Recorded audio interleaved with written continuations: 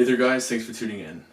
In this video I'm going to talk about a very difficult question to answer, but one that I've been thinking about my whole life and I've always been interested in.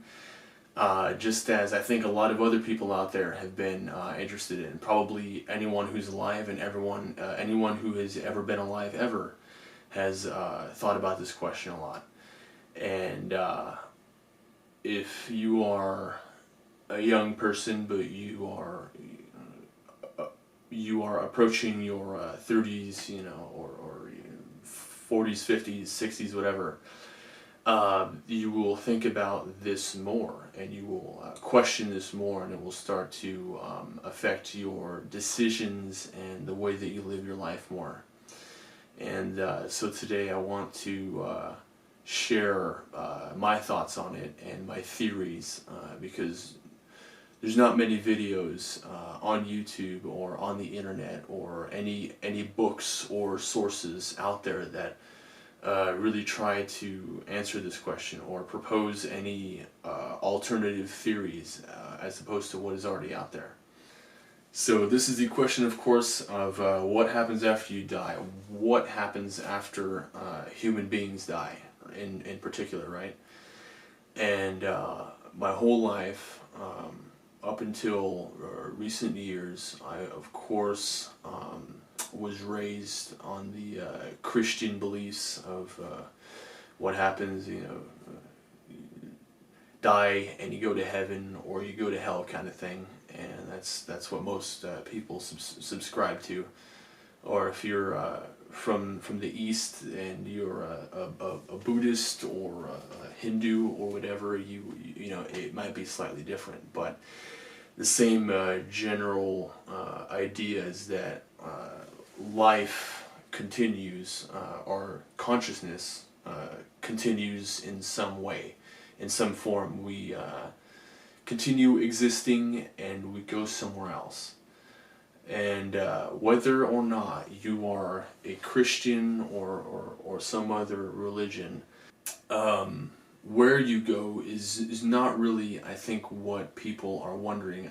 I think more so the question would be, what is this place like? How would we see, feel, hear, and experience it? And what physical form would we take? Would we have a physical form? Would we have memories? Would we be able to feel emotions? Would we be able to do all the same sort of things that we're able to do here on Earth in this life? So of course, if you think about this scientifically, obviously once we die, once we leave this body, we would no longer have a brain or a nervous system or eyeballs or ears or any of the sensory organs that we need to hear, feel, and see things here on Earth, right, in this life, in the third dimension. Popular theory out there would be the nihilistic idea or theory that when we die, our consciousness simply ends there, because there's no longer a brain to host the consciousness, and we couldn't see, feel, smell, hear, or experience anything, because we no longer have this body to do so. And so that is a theory that makes most people very uncomfortable, and as I said, it's an unpopular theory, but it is off the bat the one that makes the most sense if you don't look deeper into it and you don't really think about it. That seems to make the most sense.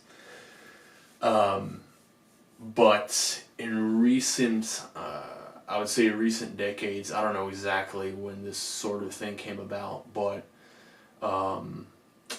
math and science, specifically quantum physics and quantum particles, quantum theory, quantum mechanics, quantum dynamics, all that sort of thing, as well as the concept of higher dimensions, which is also rooted in math and science,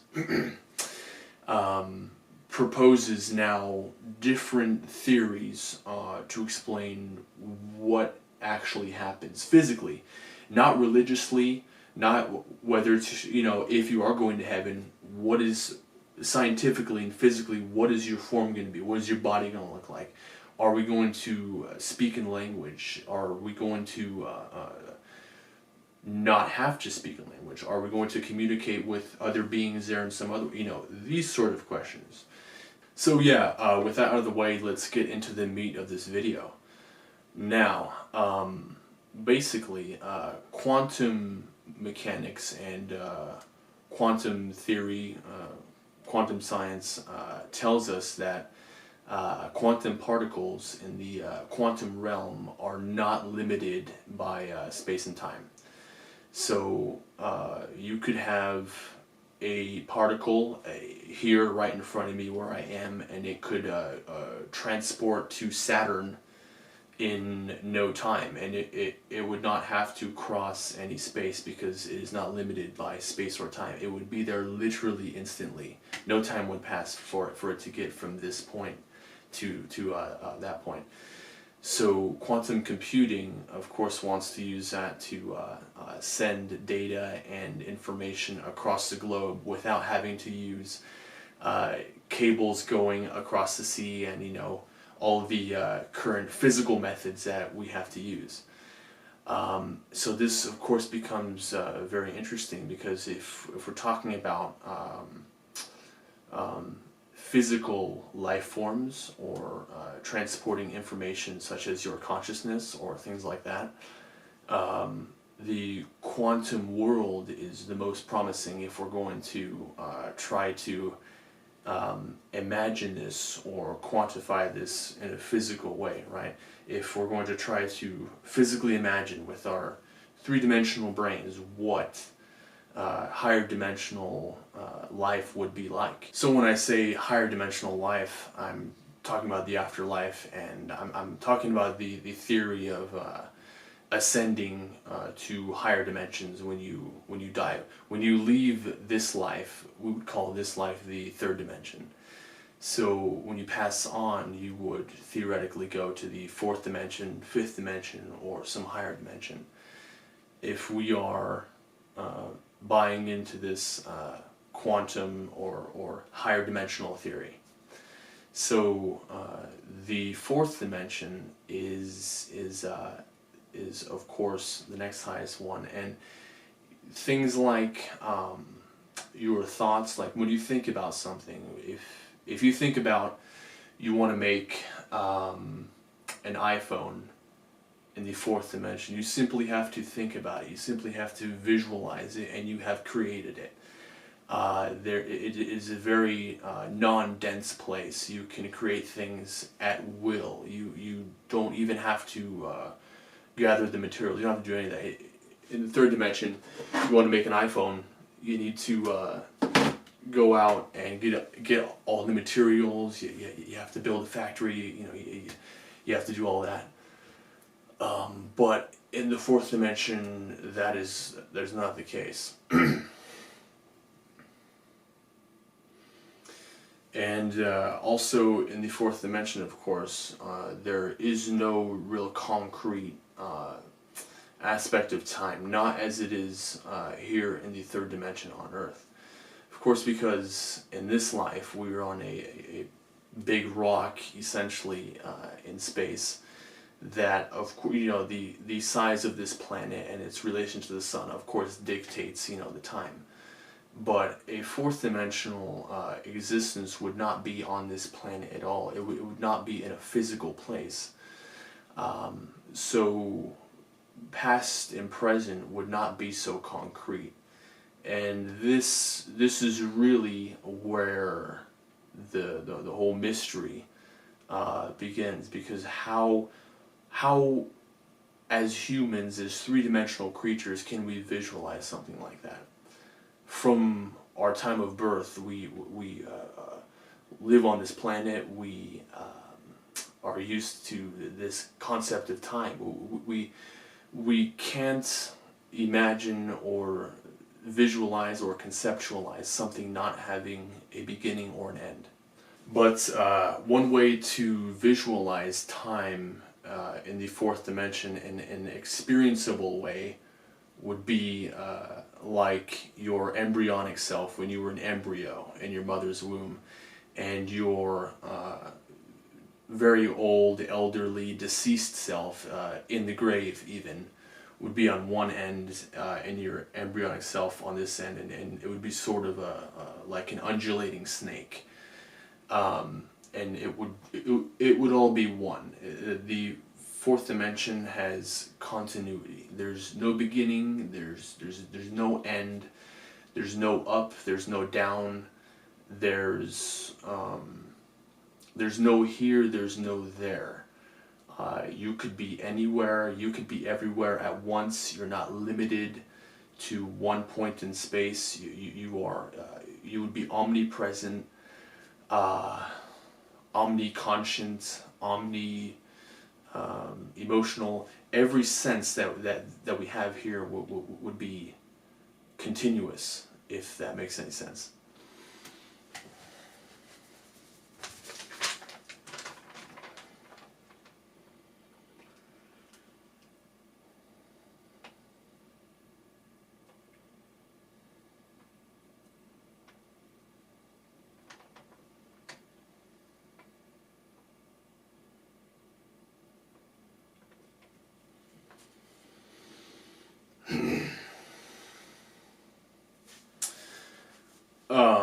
So the next question would be, what form would we take and what would we look like if we even look like anything?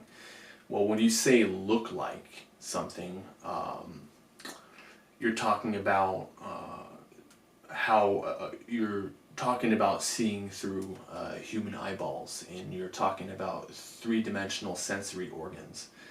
And in the fourth dimension, there would be no such thing, because there would be no need for such thing. You could see everything, and you would see it in a more complex way. You could see everything at once. You could see in 360 degrees. You could see up and down at the same time. You could see near and far at the same time. You could see right in front of you and a million miles away at the same time. To try and imagine that, or try to put that into a computer simulation to make something visual representation or model of that, is not possible with current science and technology. But that's basically what you're dealing with here. That is my answer to this impossible question. And again, I want to stress that I'm not trying to step on any toes here if we're talking about, religion. I'm simply talking about answering the question, what would it physically be like? What would be the physical parameters of it? And so that is my opinion.